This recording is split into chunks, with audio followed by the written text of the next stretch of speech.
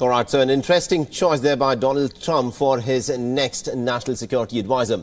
Now, New Delhi had barely become familiar with the new set of officials in Washington when Trump decided to go in for a major overhaul of his cabinet yet again. Now, Rex Tillerson was the first to go, soon to be followed by H.R. McMaster, and Trump has replaced them with Mike Pompeo and also with John Bolton.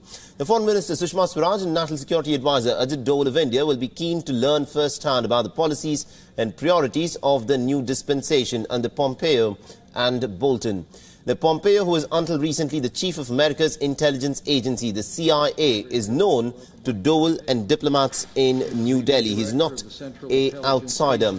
Now, more than Rex Tillerson, who was the architect of Trump's South Asia strategy unveiled in the month of August last year, that gave India a preeminent role in stabilizing the situation in Afghanistan and also in Indo-Pacific region. Now, both Pompeo and Bolton are extremely hawkish on Iran, and that may pose a bit of a problem or two for India as it seeks to engage Tehran in strategic projects such as development of the Chabahar port. I think the regime in Tehran is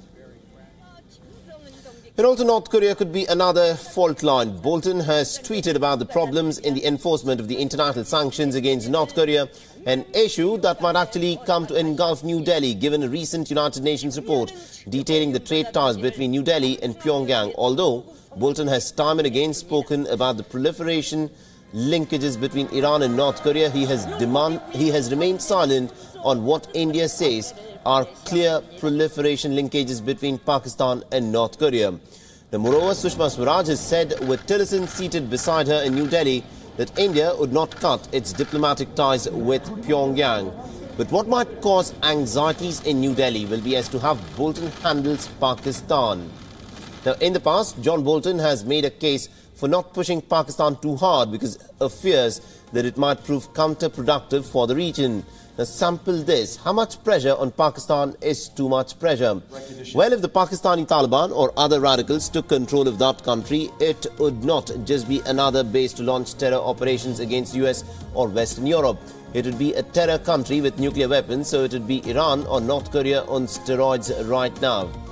The particularly disconcerting for India will be Bolton's unhelpful attitude to the India-US nuclear deal when it was being negotiated. Now, Bolton, in his capacity as Under Secretary of State for International Security and Arms Controls, had resisted attempts to engage India on the nuclear issues.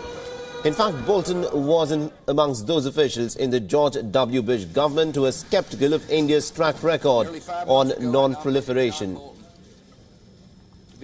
The Bolton also opposed relaxation of restrictions out of fear that Indian nuclear technology be passed on to the third parties. As a result, America has now gone more than 6 months without a